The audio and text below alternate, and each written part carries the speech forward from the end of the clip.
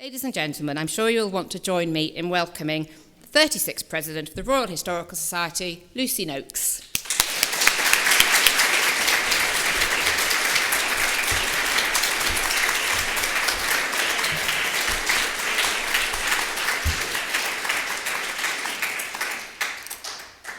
Thank you for that lovely introduction, Emma, and thank you all for coming tonight. I'm going to start with lots of thanks. I want to thank the officers, the councillors, the professional staff, especially Adam Hughes and Philip Carter, and my predecessor, who you've just heard from, Professor Emma Griffin, for both the opportunity to serve as President of the Royal Historical Society and for the support and the guidance, the careful guidance they've offered over the past year.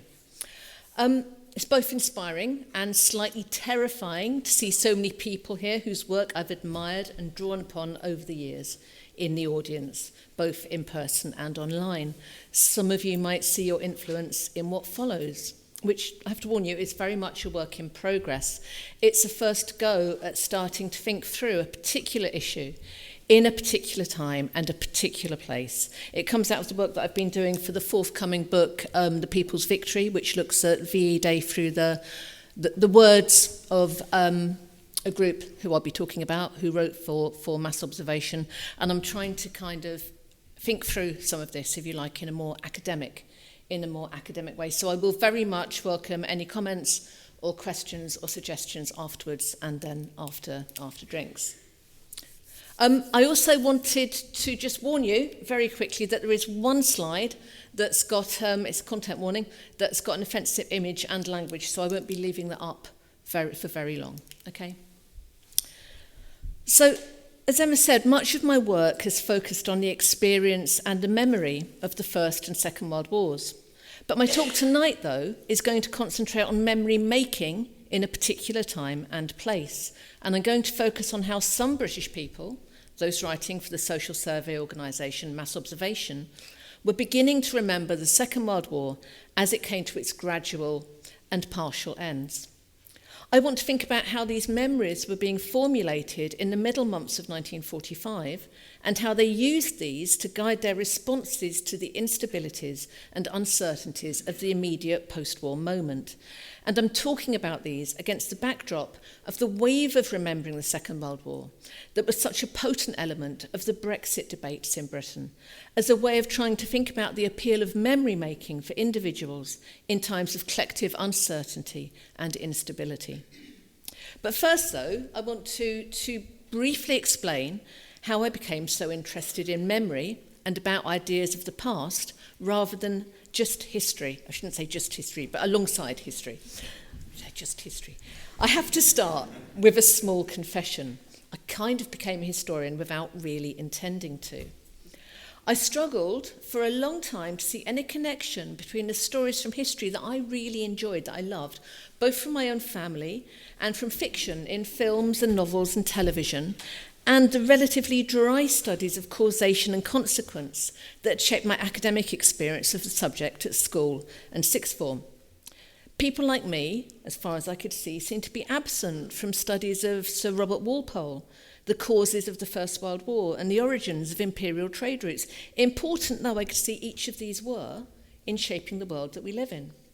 My English ancestors had lived in London or the rural southern counties, and so I couldn't see them in the social histories of industrialisation, urbanisation and radicalism that I'd studied and enjoyed. And I'd never studied histories of Ireland or of migration from Central and Eastern Europe, areas other ancestors had left to make a home in London. So when I arrived at the University of Sussex in the late 1980s to study history, in the much-missed School of Cultural and Community Studies, I was apprehensive, to say the least. But my fears that my history courses would be something to kind of be got through, while courses in Cultural and Community Studies were where all the fun was, quickly proved to be misguided, though I am still kicking myself for not taking the option in shamanism that was available as a school course. I can't believe I didn't take that. So Alan Howkins taught me about the history of Ireland and inspired an enduring love of folk music. Carol Dyehouse about the social history of British women, Willie Lamont about the radical ideas that were circulating in the 17th and 17th century England. And other courses introduced me to Chinese history, to the social history of slavery, and to histories of witchcraft and magic. But it was a course I took in my very first term with Alistair Thompson, now Emeritus Professor at Monash University in Australia, but then a PhD student studying with Rod Kedwood at Sussex, that completely changed my mind about what history could be and why I had, in fact, chosen the right degree. So Al's course taught us about the First World War. Not its history as broadly understood, but its resonance and memory in contemporary society. Why, Al challenged us to ask, was the First World War still so visible in Britain and Australia? If we remembered the First World War so well, why did we forget so much of it? Why were we so obsessed with the Western Front when it was a world war? And this course, it's fair to say, has continued to shape and guide my interest in and approaches to the past ever since. It's driven my interest in history and my certainty that how we understand the past through historical research, debate and practice absolutely matters. While history is hugely popular, with large audiences for podcasts, museums, genealogy, historical documentaries and historical fiction, and while large numbers of students continue to study the subject in Britain for both GCSE and A-level, academic historians have had a pretty rough time of it recently. Told that we teach supposed low-value degrees, that our subject is less important than STEM, struggling in a variety of ways with the marketisation of higher education and what's called the neoliberal university, and often unwilling conscripts in the front line of the culture wars. History and the humanities more widely have been a target of populist politics in recent years. But as those of us here know, history matters. It matters not just in its own right and because of its inherent cultural value, but because it can help to situate us in the world. Family history, local and community histories, national histories, and histories of migration and movement all help people to place themselves in this world and demonstrate again and again the value of archives, of museums and of history projects. The boom in family history in recent years, practised by some people here, by Kate Beaumont, colleague on council, by Matt Holbrook, Julia Late, by Laura King, among others, show us how these histories can open much wider academic studies of the forces that shape the world. And in other ways, that they just show us how much of a hunger there is for knowledge, and especially for knowledge that can somehow help you to understand your place and your history in a rapidly changing world. So historians working across all of these fields and academic historians are learning to collaborate effectively so this tangible value of history can be more widely recognised. And we need to carry on working on this. For example, a better grasp of public feeling around the Great Flu pandemic might have prepared governments and institutions for the wave of mistrust and conspiracy theory that threatened to undermine public health during the COVID pandemic. Histories of the European witch craze might help us to comprehend the spread and appeal of these conspiracy theories. And a grasp of the history of empires, of war, of nationalism, decolonisation is vital to any understanding of modern Europe. But history, of course, is never just straightforward. It's never just a simple recounting of the facts of the past. More widely, a sense of the past is intimately entangled with memory, which is, of course, selective and naturalising. And memory wars have all too often provided fuel for actual wars. The instrumentalisation of history can be a potent driver of politics and of action. To take an extreme example, in Putin's Russia, the memory of anti-fascism in the 1940s is used to assert that the invasion of Ukraine is a war against fascism and Nazism, a defence of Russian-speaking Ukrainians whom, Putin argues, the narrative goes, are once again a subject of attempted genocide. As Ronald Sooney has put it, in this narrative, Russian boys are dying to protect Ukrainians from fascism, just as their great-grandfathers did in the Second World War. Oh, sorry, completely forgot to move that on. Here we go. It's nice having Ginty Nelson behind me. In Croatia and Serbia, The wars of the 1990s continue to be placed out through political and cultural discourse. Murals like these keep the memory of war alive and show the problems that arise when difficult pasts are not addressed. In Poland and the Baltic states, memorials to the Red Army are being destroyed. And in Hungary, Viktor Orban's government builds a national narrative that elides histories of Nazi collaboration and genocide behind a memory of Soviet oppression. And of course, memory wars have also been playing out in Britain. They've been seen, for example, in reactions to Corinne Fowler's work for the National Trust. In my own field, they've been seen most clearly around the decision to leave the European Union in 2016. As my colleague on council this year, Emily Robinson, has shown, there are multiple and complex reasons for the decision by almost 52% of those who voted to leave the EU. These include economic and political beliefs, changes in the organisation itself, the long-term and deeply felt impacts of neoliberalism and globalisation, the ends of both many industries and the welfare state that we might once have expected to support households that were barely surviving in the low-wage economy. The deep impact of long years of austerity, alienation from governing elites, a divide between prosperous cities and towns and rural areas, anxieties about immigration, culture wars, all of these played a part.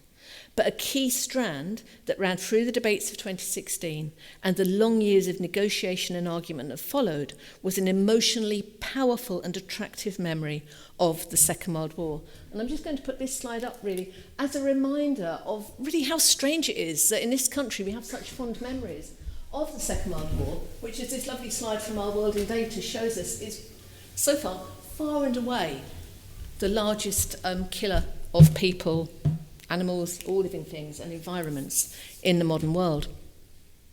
So while the British attachment to the war years did not cause Brexit, it became a means of articulating a sense of British particularism and difference to the rest of the continent and conveyed a sense of the past when Britain was alone and somehow better for it. Anyone arriving in Britain in the second decade of the 21st century could be forgiven for thinking they'd travelled through time as well as space. The Second World War, which had ended 7 decades earlier, was everywhere. Drivers on the M40 motorway, perhaps heading to the Cotswolds for the bank holiday weekend in May 2016, might have been alarmed to see these billboards urging them to halt the German advance, vote leave. This was the same month that Boris Johnson told the Sunday Telegraph that the European Union was fundamentally a continuation of the Nazi attempt to dominate Europe. He explained, and I quote, "Napoleon, Hitler, various people have tried this out and it ends tragically. The EU is an attempt to do this by different methods." References to the Second World War were visible throughout the painful negotiations that dragged on over almost 4 years. Those who advocated for a so-called hard Brexit, which would see Britain cut all trading and citizenship ties with the EU, seem to have been the most vocal in their mobilisation of a celebratory cultural memory of the war, which emphasised both Britain being at its best alone and its ability to defeat any attempts by Germany to dominate Europe. So broadly, I'm sure you're quite familiar with this, the argument went that Britain was at its best when it was out of step with the rest of the continent. It was only when Britain was alone that it could find its true self and rediscover an age of global power and national unity. And this narrative, of course, ignored the inconvenient fact that Britain had gone to war at the head of the world's largest empire, that it was able to draw on the military and labour power and resources of this empire, on the volunteers who travelled to Britain both from the empire and from occupied Europe. In a trope that was to be repeated again and again, an equivalence was drawn between the aims of those who fought the Second World War and the hardline Brexit supporters who portrayed themselves as the true inheritors of Churchill. There we go. Nigel Farage encouraged all young people to see the 2017 film Dunkirk, and the ex-Conservative Minister Anne Widdecombe, by then a Brexit Party MEP, drew a moral equivalence between the suffering of civilians during the Second World War and the potential hardships of her preferred no-deal Brexit, claiming these were as nothing compared to the sacrifice we asked a previous generation to make in order to ensure Britain's freedom. My granny was bombed out in Plymouth. People lost fathers and sons and brothers because they wanted freedom. The Brexit Party leader, Nigel Farage, travelled from town to town on his campaign bus, the theme tune to the American war film The Great Escape, announcing his arrival. Brexit Secretary David Davis reassured worried voters that if we can get through World War II, we can get through this, while most infamously, and this is the problematic slide coming up, the Leave.eu campaign, which was led by Nigel Farage and his backer Aaron Banks, had to apologise after tweeting this image of the then German Chancellor Angela Merkel with her arm raised in front of her and offensive terminology below. It was quickly withdrawn. The promise of a retreat to the past as a means of imagining the future evidently had a potent emotional and nostalgic appeal in the campaign to leave and how to leave the EU. And I'm going to take that slide down because I don't really want it behind me for very long and just put the title slide back up for a moment. But nostalgia is a complex emotion. In his work on soldiers longing for home in the First World War, my colleague at Essex, Michael Roper, showed how it could function both as an articulation of a shared past and as an expression of a desire to return to that past as a site of sanctuary. It can express both a sense of loss and a yearning to return to the time before this loss. Here, it's centred on an imagined past, which, as Paul Gilroy forcefully argued well before the Brexit years, allowed Britons to ignore the subsequent decades of decolonisation, migration, the Suez crisis, and the gradual loss of national power and status. It offered hope for the future, as well as shoring up fears about the present. The cultural memory of the war that was so visible in the Brexit years was to a large degree, of course, created during the war itself. Politicians and journalists as far apart as Churchill and J.B. Priestley, filmmakers such as David Lean and Humphrey Jennings, and musicians like Vera Lynn were creating a powerful morphology of a nation standing alone, coming together across divides of political allegiance and social class and overcoming enormous odds to defeat the war machine of Nazi Germany. In the process, as Mark Connolly has argued, it came to believe that it had found itself and has ever since been trying to return to this moment of national greatness. The appeal of such nostalgia in a time of uncertainty, economic decline, globalisation is clear. The familiarities of the past offer both consolation in the face of current insecurities and the promise that such a time can be recaptured. Because nostalgia is about hope as well as fear and insecurity. The imagined past might be comforting because it offers reassurance that things can get better, alongside the fear that the best is somehow always behind us. So, in the rest of this paper, I want to look at the ways a group of people writing for the social survey organisation Mass Observation in 1945 were beginning to shape and draw upon their memories in the Second World War as it came to an end. And this is the body of writing that I've been using for my new book. And what I was really struck by when I was reading through their diary entries and other pieces of writing was the extent to which that as the war ended, as it came to its gradual end, the individuals writing for Mass Observation increasingly start to articulate much of this mythology that's been created during the war years. Individuals actually articulate this for Mass Observation, at least relatively infrequently during the war, but it seems to become more and more visible in their writing as the war comes to an end, and I became really interested in why this might be. So, as my colleague at Essex, Matthew Grant, has argued, the cultural memory of the Second World War underpinned British politics and society in the decades that followed until consensus and a widely shared, perhaps unifying, understandings of the war broke down in the 1970s. Our understanding of this cultural memory, however, has been largely driven by analyses of cultural texts and political discourse, and of analyses of individual memories collected through oral history or deposited in digital archives that were part of the memory boom of the last decades. And here I particularly recommend the great work that Penny Summerfield has done across all fields here. These have tended to neglect, though, the formation of memory in the immediate post-war period or during the transitionary moment from war to post-war, as cultural texts like films remembering and representing the war years in a cultural circuit where meanings are shaped by audiences as well as filmmakers did not really begin to gather pace until the 1940s and 1950s.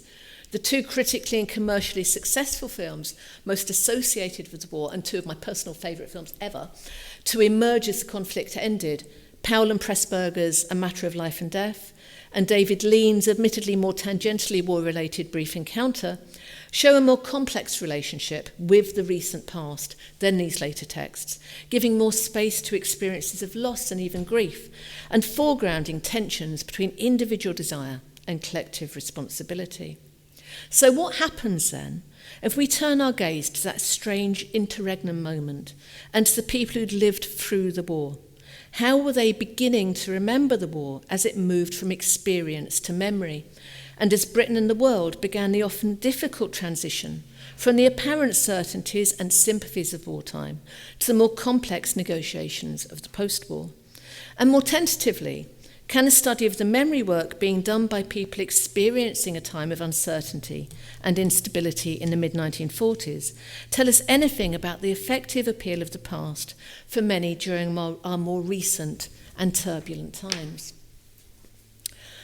So the body of work that I'm using here was collected by the social survey organisation Mass Observation, probably known to many of you. Founded in 1937, the organisation developed out of the documentary movement of the period, something that we can trace through its determination to document ordinary life as a means of building understanding among its audience, and in its political concern that the feelings of ordinary people were being manipulated by totalitarian regimes in Europe and by the advertising industry coming out of North America. Building an understanding, or what they called an anthropology of ourselves, Mass Observation, as founders argued, was crucial for democracies. By 1945, its panel of volunteer writers were used to being asked not only about what they saw around them, but also about their own experiences and feelings, and they often wrote in a really reflexive and detailed manner about these. This panel of writers were invited to both keep wartime diaries and to respond to open-ended questionnaires called directives that set out to capture feeling as much, if not more, than thought. Questions that were set in these directives ranged from the highly personal to the geopolitical. I mean, they're really wide-ranging. But as Claire Langhammer has shown, they were almost always framed as questions about feeling rather than belief or opinion, even if in practice, of course, these were often intertwined. So mass observation material collected around the ends of the war in Britain between May and August 1945 includes diaries, multiple directives, file reports, which are mass observation summaries of material on particular topics, such as the general election of 1945, and detailed observations of crowds in London on the 7th and 8th of May. It's an absolute goldmine. Mass observation asked its panel to keep a day diary for VE Day, and many people sent in long pieces of writing that detailed not only their activities on the 8th of May, but their feelings as the war in Europe slowly came to an end in the days and weeks that preceded it. They were already writing, a lot of them. They had to start imagining their own post-war lives in a country changed by almost 6 years of war, and in a world that looked very different to that of 1939. And to start doing this, they often drew on memories of the war. So Britain had long imagined itself as, in John Lawrence's words, an essentially peaceable kingdom. A country, Lawrence is writing after the First World War, but a country that went to war reluctantly, and which in 1945 was in essence different to both the militaristic German society that it had fought and the occupied nations that it had helped to liberate. Wartime and post-war representations often position Nazi Germany, usually represented either through the figures of political leaders or through the figures of the soldier, the military officer, or the always sadistic SS officer, as a humorless and cruel other to the temperate masculinity of the British men who opposed and defeated them. We can see similar constructions of a shared identity in the writing of some observers as the European war came to an end, and these are particularly visible in pieces discussing what were then known as Nazi atrocities.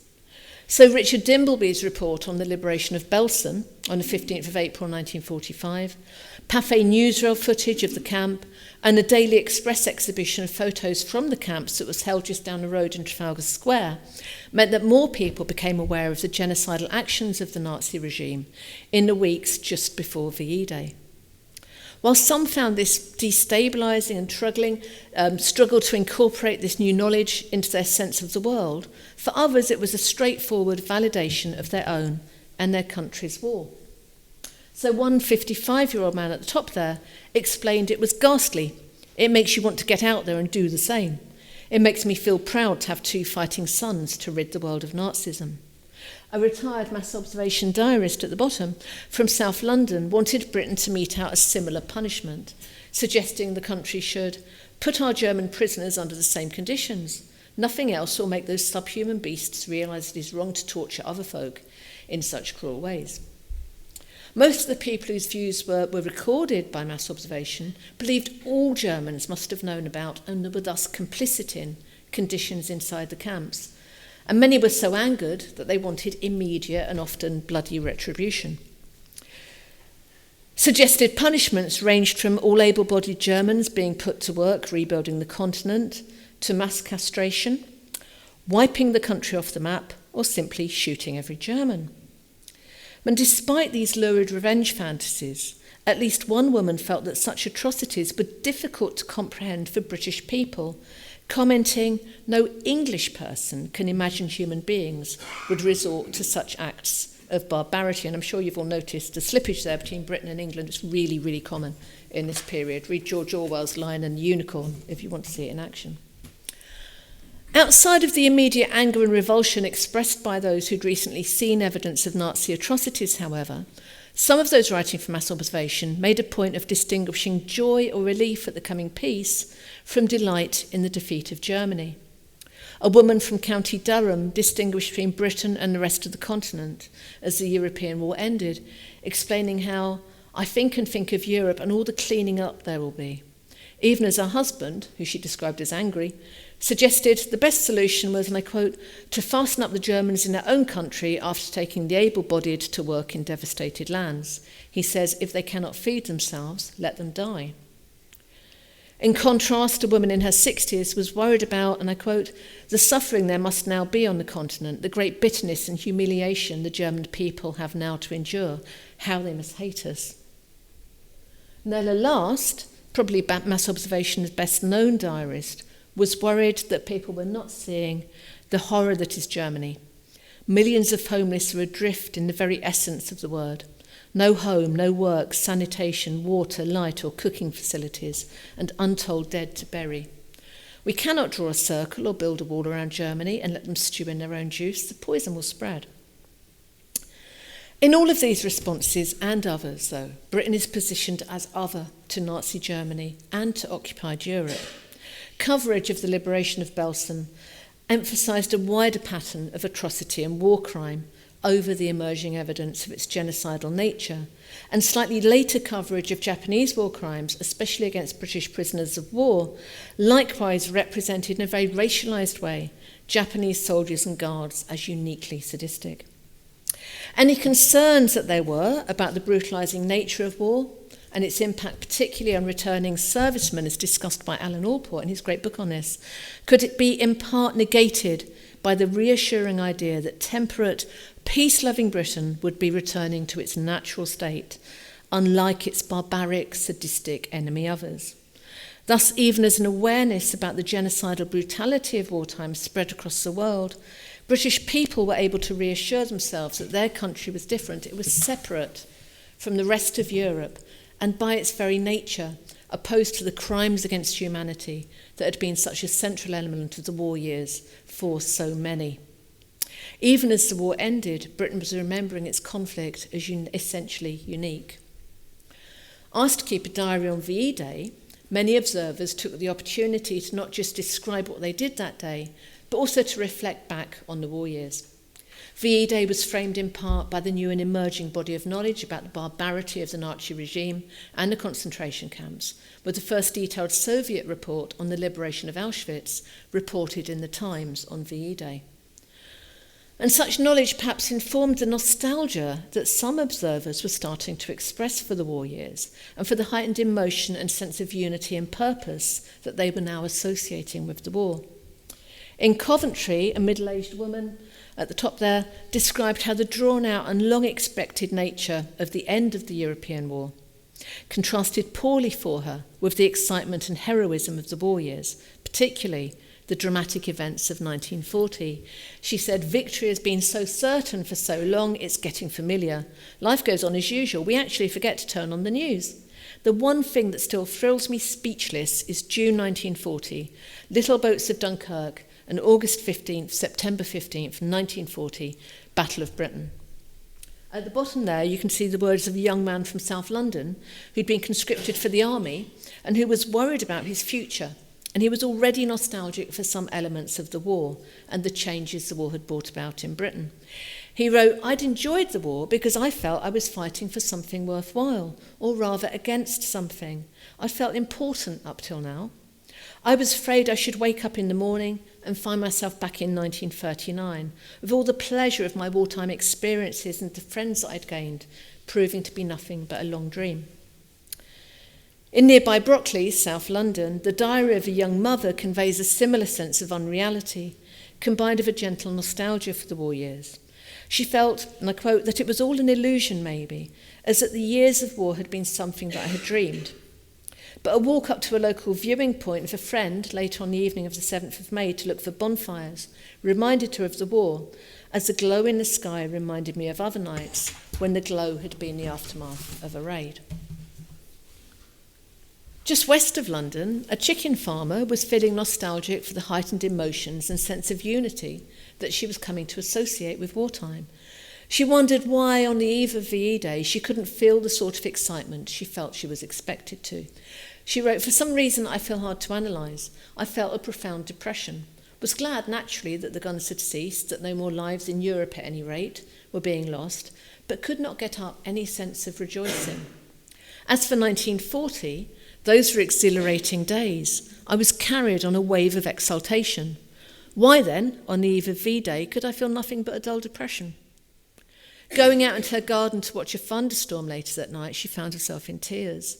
She experienced the end of the war in Europe in terms of heightened emotion and a nostalgic longing for the remembered excitement, sense of purpose and unity of 1940, the year that Sonia Rose, of course, described as containing the signal events of Britain's war experience and memory, the retreat from Dunkirk, the Battle of Britain, and the beginning of the Blitz. As the war in Europe came to its end and a new and uncertain world started to take shape, a memory of the war years as a time of national unity and national and individual purpose and clarity was also taking shape. The months between May and August 1945, when the war against Japan ended, continued to be tumultuous and unsettling. The San Francisco Conference, which sat from April to June and established the United Nations, was undermined from the beginning by the emerging divisions in Europe. The always tenuous alliance of the wartime Big Three, the Soviet Union, the United States and Britain, broke down as the Second World War ended and the Cold War began. Mainland Europe was in chaos as millions tried to return home or to find new homes against a backdrop of political realignment and the ever-present fear of hunger or even famine. Stories that were emerging from the concentration camps as they were liberated raised unsettling questions about the nature of evil and the human capacity for cruelty. While Britain had gone to war at the head of the world's largest empire, the conflict had heightened tensions and strengthened demands for independence from the old empires of both Britain and France.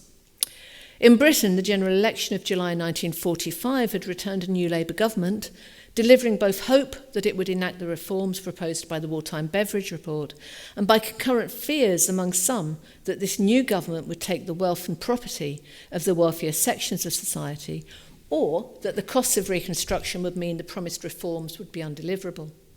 Housing, food and fuel remained in short supply, even shorter supply actually, and the precarious financial position of the country, combined with newspaper coverage of refugee crises and global food shortages, to create the impression of a Britain on the brink of disaster.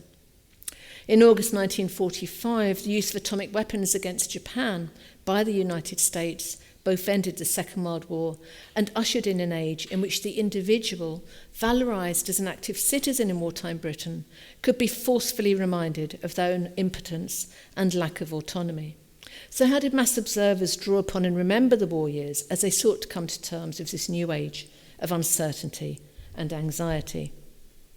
So in August 1945, Mass Observation asked its panel of writers about the impact of these events on their own lives. They were asked to describe in detail your own feelings and views about the atom bomb and those of the people that you meet, and asked, how do you feel about the peace now?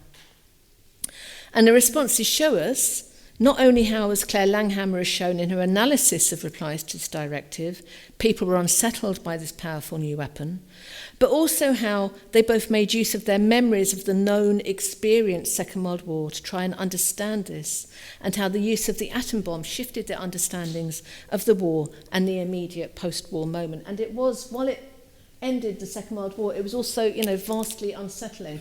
This is the kind of coverage that was framing the pieces of writing that I'm about to talk about now. City of 300,000 vanished in vast ball of fire. Atom bomb blotted out Japanese city. These are probably anxieties that some of us recognise today. So some mass observers understood the atom bomb to be just retribution against the Japanese for the wartime atrocities practiced by some soldiers and especially by some prison guards that were also being reported in the British press. An Etonian schoolmaster on holiday in rural Shropshire, when news of the atom bomb came through, was unmoved by the tales of mass death and suffering that were being published, or the letters of protest and condemnation that were being sent to British newspapers, particularly by church leaders. His feelings about the use of the bomb were, perhaps unsurprisingly, completely framed by the wider war. He wrote, "My first reaction to the news of the devastation caused by the atom bomb was amazement, but it was unmixed with any feelings of pity for the Japanese. I was irritated by the stupidity of people who persisted in writing to the papers or saying it was unchristian and brutal, unlike German methods. Japanese civilians, we are told, tortured and killed our prisoners, so somehow thinking back to the war helped to make the bomb knowable for him." Stories of Axis war crimes and atrocities being reported almost daily in newspapers as the war ended shaped his response. They allowed him to position Allied actions and intentions, however controversial, as morally superior and justifiable compared to those of their enemies. The woman from County Durham of The Angry Husband, who'd written about her concerns for Europe on VE Day, was less sure about the legacies of the atom bomb or the moral clarity of those who used it.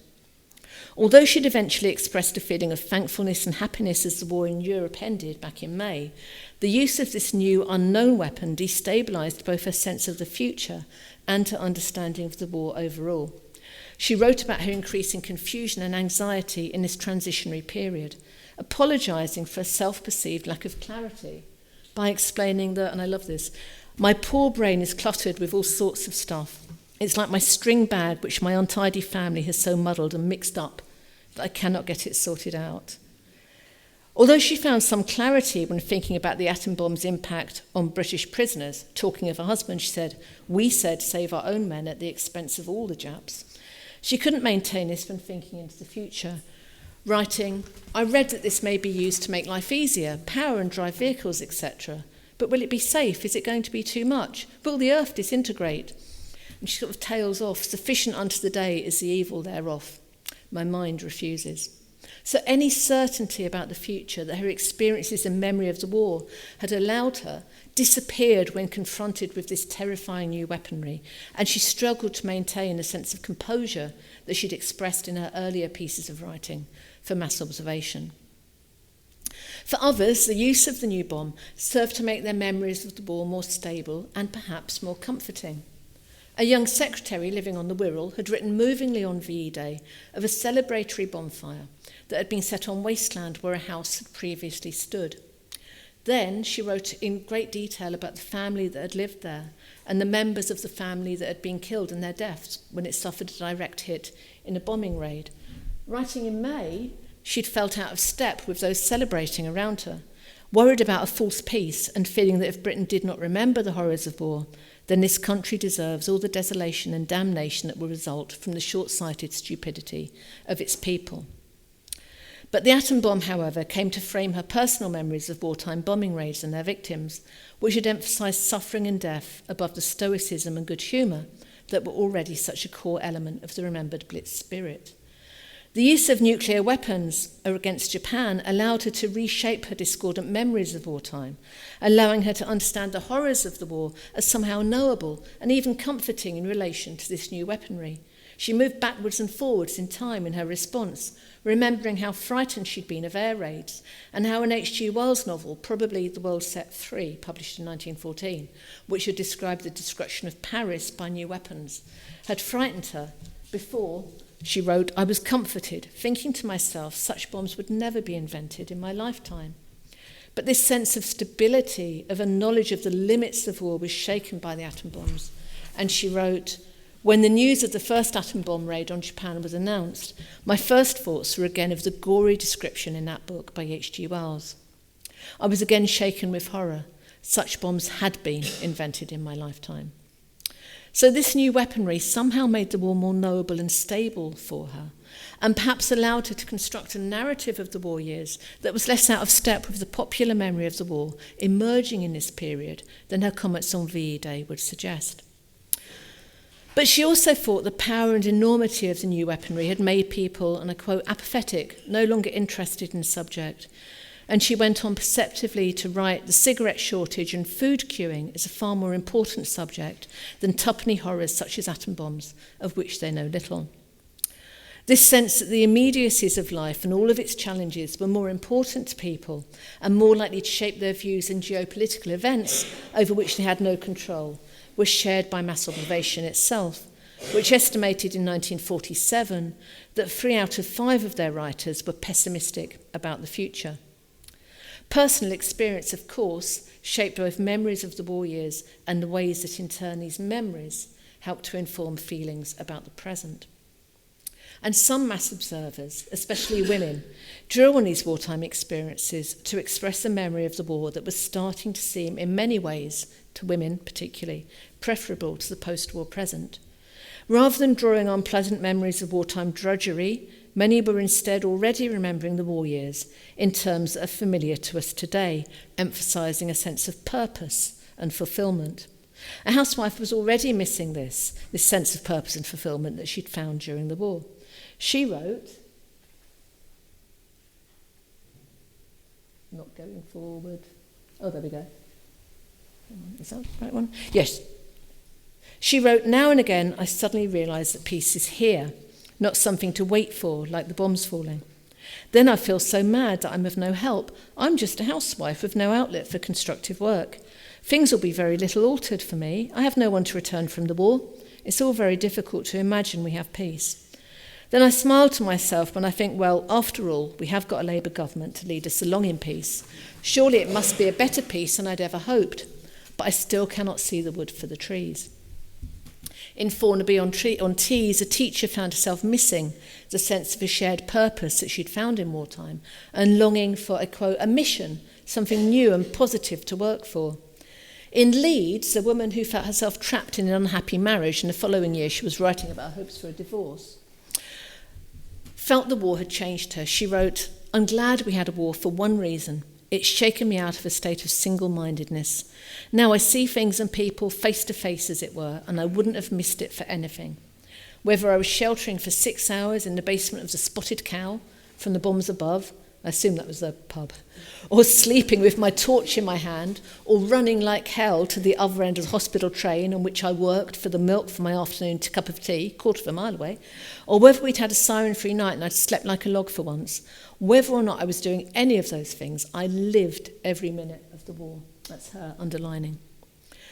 So wartime might have been difficult, sometimes frightening, often boring, but in these immediate post-war days, as people started to adjust to a life without the rhythms of wartime, but with many of its petty annoyances and irritations, a nostalgia for the immediacy and the importance of the war years was already beginning to emerge. So, in conclusion, This talk has outlined what I hope is the beginning of a study of the ways that a shared cultural memory of the war years in Britain was beginning to be formed as it came to its messy and difficult ends. The people who wrote for mass observation were engaged in the process of creating a usable past, a term that's more often used to explain the kinds of memory making seen at the national level after the Second World War, and has become particularly associated with analyses of how Germany remembered, or sometimes forgot, its Second World War. Long before Brexit campaigners drew on a highly mythologised wartime in support of an idea of a nation that was uniquely destined to remain in Europe, mass observers were remembering the war as a time of self-fulfilment, togetherness and heightened emotion.